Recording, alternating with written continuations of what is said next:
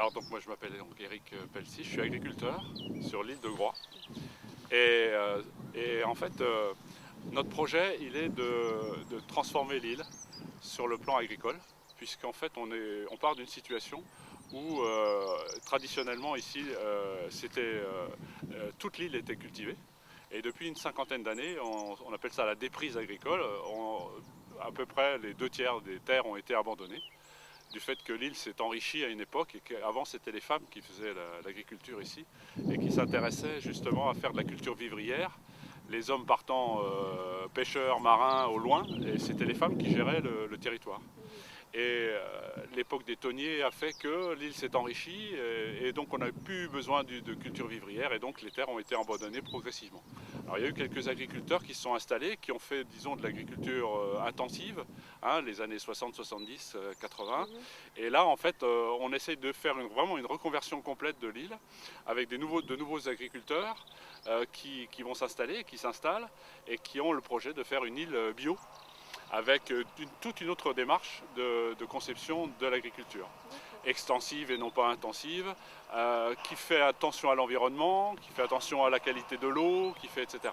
Donc en fait, on est à cette phase-là d'espèce de petite révolution agricole, on va dire, sur l'île.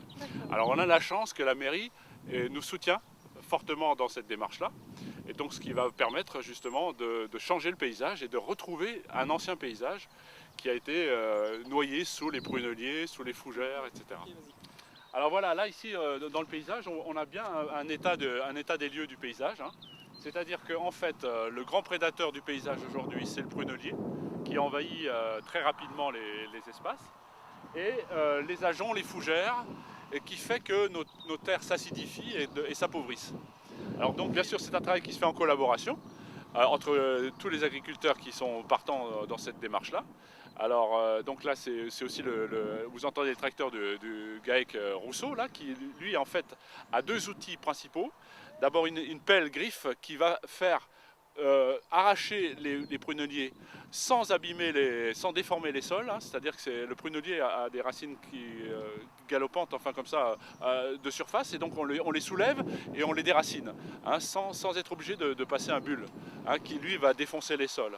Donc là en fait on soulève les racines et on fait des tas, et après ça on va découper les arbres les plus importants, et le reste on va ou le brûler ou le passer au broyeur pour en faire du mulching qu'on va remettre sur les terres, hein. Ça nous fait une sorte d'engrais, quoi.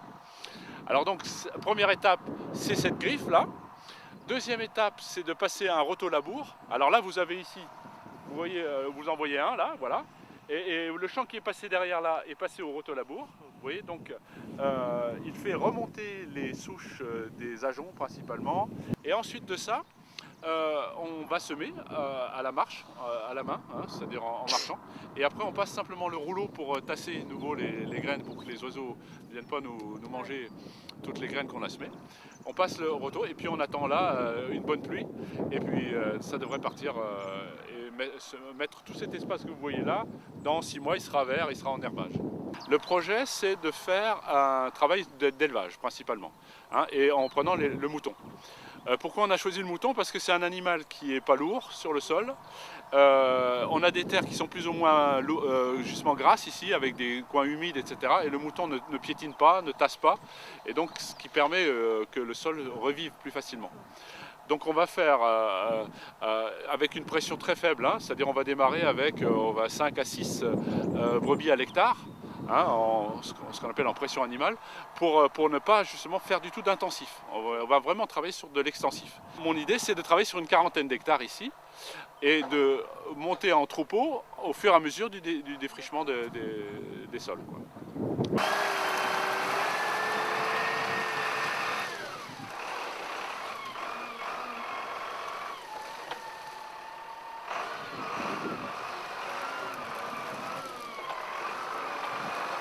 Alors là en fait ce qu'on découvre sous les broussailles, c'est que pendant la guerre les Allemands avaient construit des cabanes ici, et en fait on retrouve en ce moment les souches de ces cabanes, parce qu'en fait les cabanes ont été démontées, je crois en 1945, et depuis donc les terres ont été abandonnées. Et donc là il faut qu'on fasse très attention avec notre matériel, parce qu'on tombe dans des... Voilà, on vient de retrouver là des plots, et ici il y a un mur qui part comme ça, On sait qu'il y a une citerne par là, où c'était la réserve d'eau en fait. Et on va essayer de faire attention à ne pas tomber dedans. Et puis derrière un peu plus loin il y a un puits aussi, on nous a dit qu'il y avait un puits, les vieux nous ont dit qu'il y avait un puits qui fait 15 mètres de profondeur, donc on va essayer aussi de l'éviter. Voilà, donc là on part à pied un peu pour aller visiter les coins pour être sûr que la machine ne s'abîme pas, quoi. Ils sont en train de renifler du lapin, parce qu'en fait ici, dans ces friches là, on s'est aperçu qu'on avait énormément de nids de lapins et que c'est aussi un des objectifs de débroussailler. Oui, puisque tout la pointe des chats, il y a pas mal de pruneliers, de friches de pruneliers, et dedans il y a des milliers de lapins qui sont réfugiés là-dedans, et ils sont tranquilles puisque dans le prunelier c'est impénétrable, quoi. Voilà. Et en fait on s'est aperçu qu'on peut dire que 20 à 25% des récoltes, peut-être même plus à certains endroits, étaient perdus puisqu'ils étaient mangés par les lapins. Et qu'on a aussi un problème, c'est que quand on ouvre un terrain, en fait, on va installer des herbages. Et si on ne fait pas attention à la gestion justement des niches de lapins, on va développer le nombre de lapins. Puisqu'ils vont tout d'un coup retrouver beaucoup plus d'herbages. Et voilà, et donc, ils sont d'ailleurs très beaux, hein, les lapins cette année, bien en forme. On a déjà une nichée là, on a vu pas mal de petits déjà. Donc je veux dire qu'on a un problème, c'est qu'on défriche et en même temps il faut qu'on surveille à cette gestion des lapins parce que sinon on va travailler pour eux, quoi. Parce que là c'est un travail d'expert pour revoir ces équilibres-là.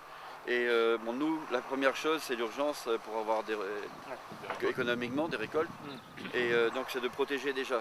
Alors après on peut prendre le temps de réfléchir pour ne pas faire n'importe quoi. Si on sait qu'il y a certains prédateurs qui ne peuvent pas venir sur l'île. Par contre on peut avoir des rapaces. Mais aujourd'hui, bon, s'il y a des rapaces, il faudra aussi prévoir les haies, les bosquets et tout ça. Donc on a besoin d'une gestion globale de l'île pour arriver à faire quelque chose d'intelligent et puis qui soit durable, qui tienne. Et on a des pH qui vont de 4,3, donc c'est des terres complètement mortes, il n'y a aucune vie dedans, à 5,6 les meilleurs, et il n'y en a presque pas. On est loin du niveau minimum qui devrait être au moins de 6, 6,5. 6,5, ouais. Là. Donc mais ça vous pouvez le rééquilibrer avec des cultures. Oui, voilà. En changeant nos méthodes, et on va être obligé d'abord de réamender, mais les amendements au départ, il faudra que ce soit assez important, et bon, ça va être coûteux, mais et changer complètement les méthodes de culture pour qu'elles soient moins acidifiantes, quoi. Donc ça c'est le rôle des rotations et du compostage aussi des cultures, au lieu d'utiliser les désherbants et les engrais, quoi. Alors là on a quand même un avantage, c'est justement ces friches, c'est que ces friches-là n'ont pas été travaillées.